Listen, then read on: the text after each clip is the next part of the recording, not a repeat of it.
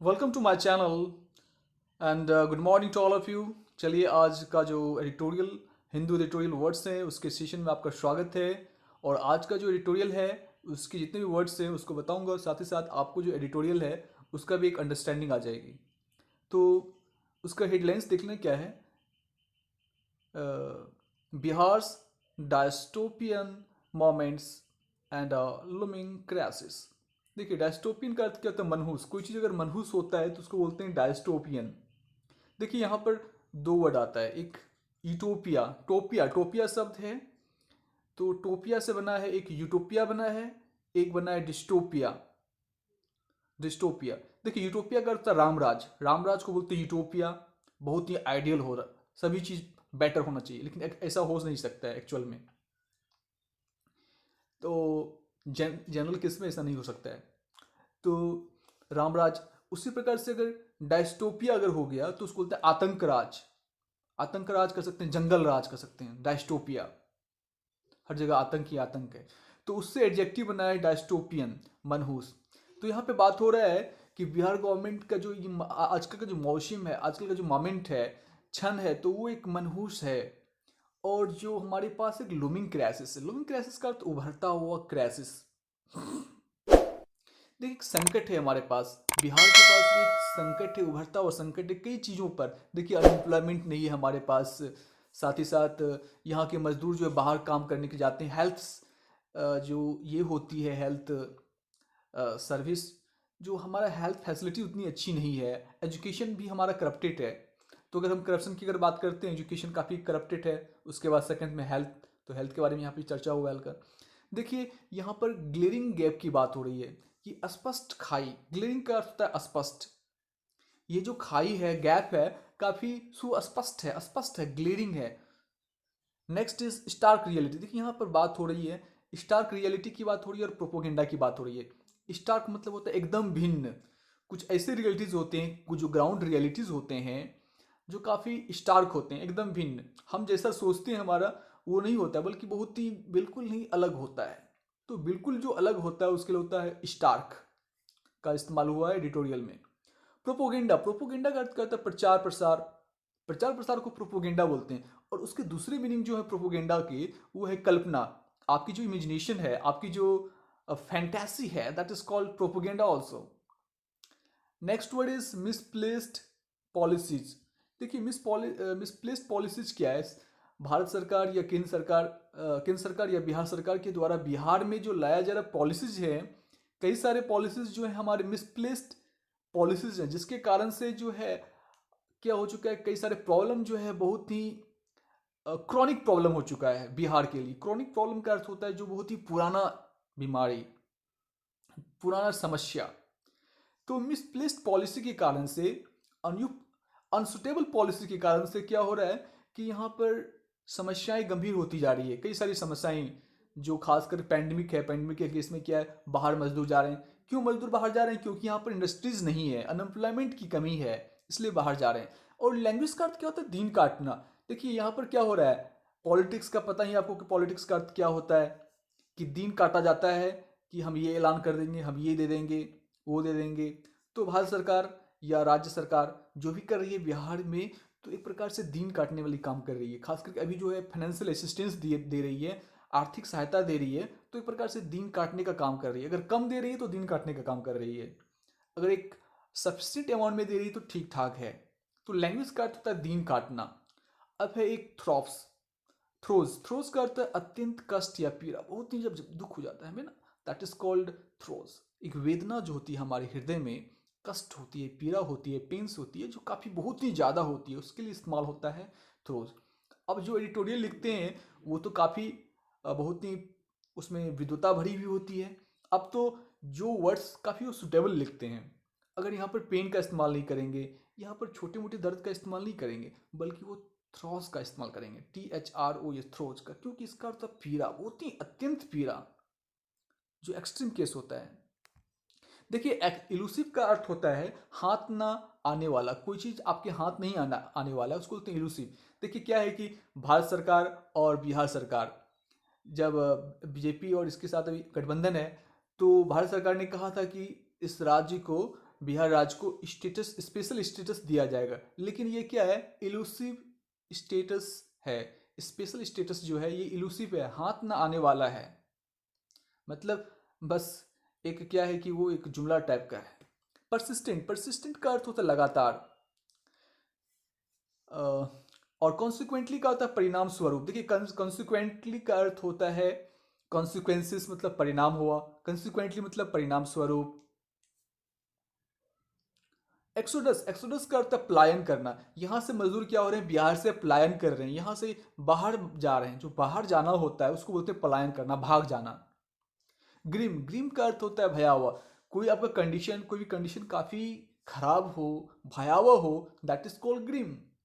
Next is vulnerable. Vulnerable का अर्थ क्या होता है, कमजोर।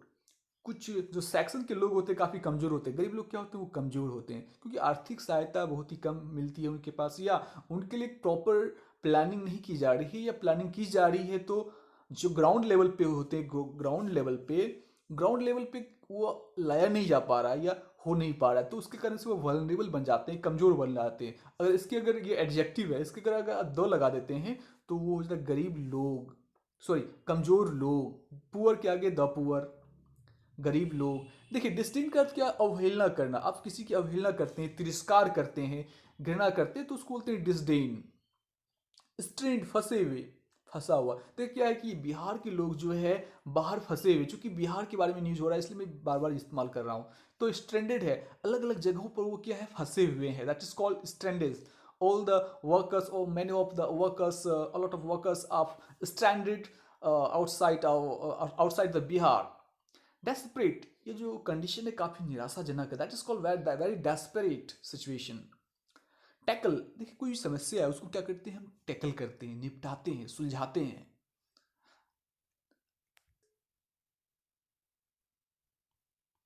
पैंडेमिक, देखिए टैकल का होता है सिलेक्टिव अप्रोच। देखिए सिलेक्टिव अप्रोच का अर्थ क्या होता है, सिलेक्टिव अप्रोच का अर्थ होता है कि जब आपके पास, सिलेक्टिव अप्रोच एक होता है कि चयनात्मक पद्धति। आप कोई भी चीज सॉल्व करना चाहते हैं, कोई प्रॉब्लम, तो आपके पास अप्रोच क्या है, पद्धति क्या है, रास्ता क्या है। तो यहाँ पर सिलेक्टिव अप्रोच करने का अर्थ होता है, यहाँ पे जो इस्तेमाल किया गया है कि बिहार के कुछ एमएलएज, जब पेंडेमिक हुआ था उसको एक स्पेशल पास मिला था कि उनके जो बच्चे हैं कोटा में पढ़ रहे थे, कोटा में लाने के लिए स्पेशल पास मिला, जिसको कहा गया एक सिलेक्टिव अप्रोच है। सिलेक्टिव अप्रोच यहाँ अच्छा नहीं था ये। तो सिलेक्टिव अप्रोच अच्छा होता है, कहीं कहीं पर अच्छा होता है। हार्डशिप्स का अर्थ होता है कठिनाई, जो कठिनाई होता है उसको बोलते हैं हार्डशिप्स। एपेथी, एपिथी का उदासीनता। बिहार सरकार भी काफ़ी उदासीनता में है वो कुछ कुछ चीज़ों में। पॉपुलराइजेशन, पॉपर का अर्थ था गरीब और गरीब से बना है गरीबी। पॉपुलराइजेशन, गरीबी। इन फुल स्विंग्स, कुछ चीज़ें जो होती है काफ़ी फुल स्विंग से होती है, मतलब जोर शोर से कोई काम हो रहा है तो इन फुल स्विंग।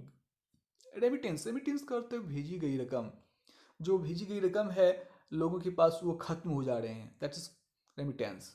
रोस्टेड, देखिए बिहार के गया जिले में और उसके आसपास कई जिलों में देखा जा रहा है जो मेढक होते हैं, तो मेढक को भून भून के खा रहे हैं कुछ लोग। आज के एडिटोरियल में दिया हुआ है कि जो एडिटोरियल यशवंत सिन्हा जी लिखे हैं, वो तो गया के कुछ जिलों में जो लोग हैं वो मेढक को भून दे, रोस्ट कर रहे हैं, उसको खा रहे हैं, तो सिचुएशन ऐसा भी है। लेकिन देखिए यहाँ हमारे सरकार के पास, बिहार गवर्नमेंट के पास, भारत सरकार के पास एफसीआई में, फूड कॉर्पोरेशन ऑफ इंडिया में भरा हुआ है अनाज वगैरह सब। तो एक ये क्या है, दयनीय कंडीशन है, पिटीफुल है, मतलब बहुत ही दयनीय स्थिति है। मतलब हमारे पास है फिर भी हम ये ऐसा कर रहे हैं। गोदाम में भरा हुआ कहाँ भरेगा, एफसीआई गोदाम होता है तो उसको वेयर हाउस को बोलते हैं गोदाम। इनसाइट, इनसाइट का अर्थ क्या होता है, अंतर्दृष्टि, बहुत ही अच्छा वर्ड है। परसेप्शन, आपकी परसेप्शन कैसी है, एनालिटिकल पावर कैसी है। देखो अगर इसको हम बात करते हैं हिंदी में, इंग्लिश में, ability to understand people and situation in a very clear way. अगर आप किसी भी चीज़ को बहुत ही क्लियर वे से समझ रहे हैं, आप में वो क्षमता है कि किसी भी चीज़ को लोगों को समझने की अच्छी तरीका है, तो वो कहलाता है इंसाइट, अंतर्दृष्टि। मतलब अंदर से आप उसको क्या कर लेते हैं, बहुत ही अच्छी तरह से समझ लेते हैं, that is called perception, insight. देखिए फ्लॉन्डर का अर्थ लट अटकना, लड़खड़ाना। तो हमारा जो हेल्थ केयर सिस्टम है ना बिहार का खास करके, तो वहाँ में क्या हो रहा है, वो अटक रहा है, लड़खड़ा रहा है। क्यों, इसके बारे में बात इसलिए हुआ है, एक न्यूज है कि national health profile central bureau of health intelligence के अनुसार से पूरे जो इंडिया में हॉस्पिटल हैं, 7 हॉस्पिटल के बेड जो हैं वो 7,13,986, यानी 7,13,986 बेड हैं। तो उतने बेड हैं।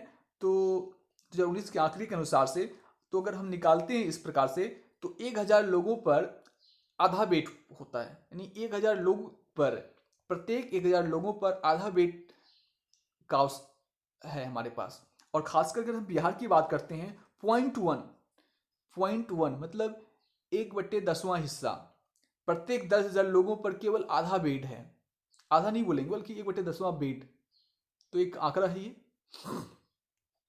अगला है, देखिए, हाँ, एवेल एवेल का तो लाभ उठाना। आप किसी भी सरकारी कोई चीज़ है, आप उसका क्या करते हैं, लाभ उठाते हैं, एवेल करते हैं।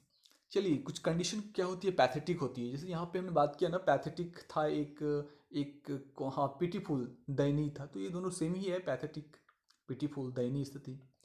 अब देखिए, कभी कभी एडिटोरियल में एक वर्ड आता है, रिस्पेक्टिव ऑफ द फैक्ट। अगर आप नहीं जानते हैं ना, तो थोड़ा सा अंडरस्टैंडिंग में कुछ हल्का सही हो जाता है। तो बेटर अंडरस्टैंडिंग के लिए जानने की आवश्यकता है। फैक्ट की परवाह किए बिना, तथ्य का विचार किए बिना, मतलब जो फैक्ट है, सच्चाई है, उसका परवाह किए बिना, उसका विचार किए बिना, उसको ध्यान दिए बिना। तो इरिस्पेक्टिव ऑफ द फैक्ट्स मतलब बिना जो आंकड़ा है, जो इतना आंकड़ा होना चाहिए, तो उस बात को विचार किए बिना रफ फिगर में जो बात करते हैं उसी को बोलेंगे यहाँ respective of the fact. Due weightage, देखिए ड्यू का अर्थ होता है उचित, अप्रोप्रिएट। और वेटेज का अर्थ तो एक तो बल होता है ना, बल के अलावा यहाँ टू वेटेज के बाद ओवरलुक देखेंगे। ओवरलुक का अर्थ है अनदेखी करना। आप किसी भी चीज़ का अनदेखी करते हैं। अगर आपके पास कोई व्यक्ति आया तो आप क्या करते हैं, ओवरलुक करते हैं, मतलब आप उसको ध्यान नहीं देते हैं। That means you overlook that person, तो अनदेखी करते हैं। मार्जिनलाइज्ड का अर्थ क्या होता है कि कोई व्यक्ति जो होता है हाशिए पर होता है। मतलब जैसे हमारा ये कॉपी होता है, कॉपी की इधर हम लाइन खींचते हैं ना, तो उसको हाशिया बोलते हैं, मार्जिन बोलते हैं। मार्जिन से ही बना है मार्जिनलाइज्ड। इतना सा एक चौथाई छोड़ते हैं, उसको मार्जिन बोलते हैं। मार्जिन से बना है मार्जिनलाइज्ड, तो हाशिए पर। और मार्जिनलाइज्ड अगर ग्रुप लगा देंगे इसमें, मार्जिनलाइज्ड ग्रुप, अगर हम इसमें क्या करते हैं, अगर हम ग्रुप लगाते हैं GROUP ग्रुप, तो इसका अर्थ क्या हो जाएगा, उपेक्षित लोग।